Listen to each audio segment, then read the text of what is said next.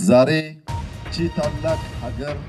sanadku waa 2033 dhammaan dhulkii Soomaaliyeed waxa si xoog leh ula wareegtay dawladda Itoobiya oo taageero aad iyo aad u culus ka helaysa beesha caalamka gaar ahaan dawladda Israa'iil ama Yahuuda qaar ka mid ah dawladaha Carabta gaar ahaan dawladda Qatar ayaa ka dalbanaysa dawladda Itoobiya in gargaar bini'aadanimo la gaarsiiyo Soomaaliya isbuucii 22aad oo xiriir ah ayaa duqeyn aad u ba'an cirka badda iyo waliba dhulka lagu wadaa magaalada caasimadda ah ee Muqdisho madaxweynaha Soomaaliya ayaa muddo 9 bilood hadda ku dhow waxa uu ku sugan yahay caasimadda dalka Tanzania Daarusalaam kaasi oo ka helay magangeliyo siyaasadeed intaasi waxay ahaayeen qodobada ugu waaweyn wararkeena maanta aad ka daawanaysaan barta Facebook aan ku leeyahay Burhan Channel ugu horeen waxaan ku bilaabaynaa Soomaaliya ayaa waxa xoog kula wareegtay dawladda Itoobiya intiina badan waa la wada socotaan dhibaatada ugu weyn halka ay Soomaaliya uga habsatay bal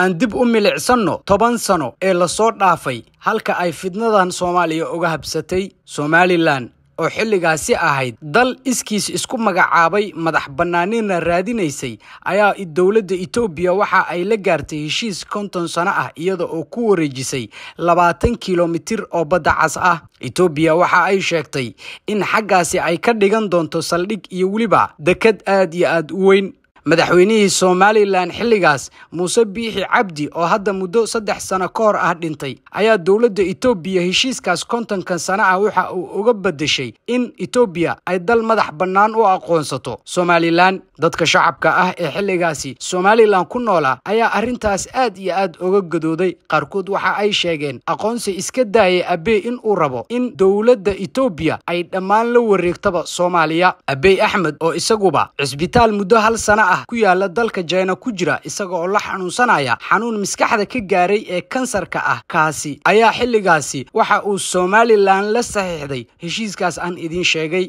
Abiy Ahmed xilligaasi taageero aad u fara badan ayaa waxa uu ka haystay dawlado ka mid ah dawladaha caalamka dalka China Israa'iil iyo waliba dawladda Mareykanka Abiy waxa uu isla markiiba qabsaday deegaanadii ama goobihii ay ka arrimin jireen Somaliland oo isagu u aqoonsaday in ay dal madax bannaan 4 sano heshiiskaas kadib ayuu dhammaan Somaliland la wada wareegay Abiy waxa uu dagaal ku qaaday maamulada deriska la ah sida maamulka Puntland iyaga oo maalmo kooban ka qabsaday xaruntii maamulkaasi looga arribinayay ee Garowe madaxweynaha Puntland ayaa Itoobiya waxa uu la gaaray heshiis is-afgarad ah iyaga oo hubka dhigay kana mid noqday dawladda Itoobiya gobolada dhexe ay ka arrimiyaan laba maamul oo kala ah Hiiraan iyo waliba Galmudug ayaa iyaguna dagaalamaya inkastoo Abiy hadafkiisu uu yahay in magaalada caasimadda ah ee Muqdisho uu qabsado 6 sano kadib Abiy waxa uu qabsaday gobolada ugu muhiimsan Soomaaliya oo ay ku jirtay gobolka Gedo Jubbada Hoose iyo waliba dhulka hadda loo yaqaanay Koonfur Galbeed Abiy waxa uu hadda duqeyn cirka ah iyo badda ku wadaa dhammaan magaalada caasimadda ah ee Muqdisho madaxweynaha Soomaaliya iyo waliba madaxweyne ku-xigeenkiisa ayaa waxa ay magangeliyo siyaasadeed ka heleen dalka Tanzania isla markiiba Abiy waxa uu u hanjabay dawladda Tanzania isaga oo leh waa in aad noo soo gacan gelisaan labadaasi nin oo ka soo horjeeda danaha Itoobiya ay ka leedahay geeska Afrika heshiiskii Muuse Biixi uu galay 10 sano ka hor ayaa Soomaalida oo dhan dal iyo dibad ka banaan baxeen inkastoo sidii la rabay Falastiin oo waliba Israa'iil loogu shirqoolay ayaa Soomaaliyana sidaas oo kale Itoobiya loogu shirqoolay adduunka waa uu la yaabanaa dad populationkooda uu gaarayo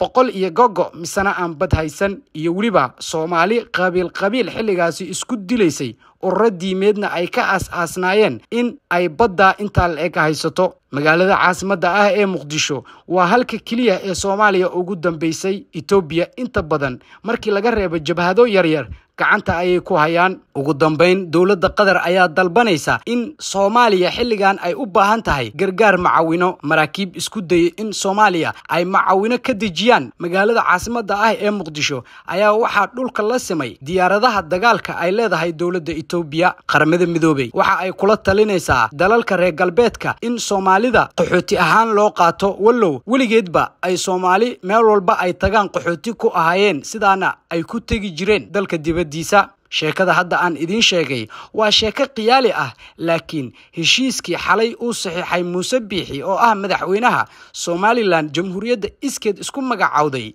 waa laga yaabaa 10 sano ilaa 15 sano kadib waxa aan hadda idin sheegay in ay rumoodo fikirkaaga hoos ayaad nagula wadaagi kartaa Soomaalina waxaan leeyahay cidna idiima maqna marka laga reebo Allah subhanahu wa ta'ala maanta Jaanis ayaan haysanaa khaasatan dhalinyarada Soomaaliyeed waa in maanta ay ka gaaraan dhibaatooyinka nagu soo socda mustaqbalka dhow hadeertan waad ogtiin Falastiin waxa ay Yahuudda ay ku hayaan dhulkoodii oo dhan laga barakiciyay haddana magaalo yar oo Gaza la dhaho ayaa waxa lagu wadaa muddo hadda ku dhow dhowr bilood duqeyn cirka dhulka iyo waliba badda ah Soomaaliya wadadaas uma rajaynayo laakiin hadii maanta aan ka hortagin tan Falastiiniyiinta haysato mid ka daran kana arxan daran ayaa Soomaaliya ku soo socota shacabka Somaliland waxaan leeyahay maanta dawladda Itoobiya hadii idin aqoonsatay dal madax bannaan ogaada dadka ugu horeeya ee la cabiidsan doono inay adinka noqonaysaan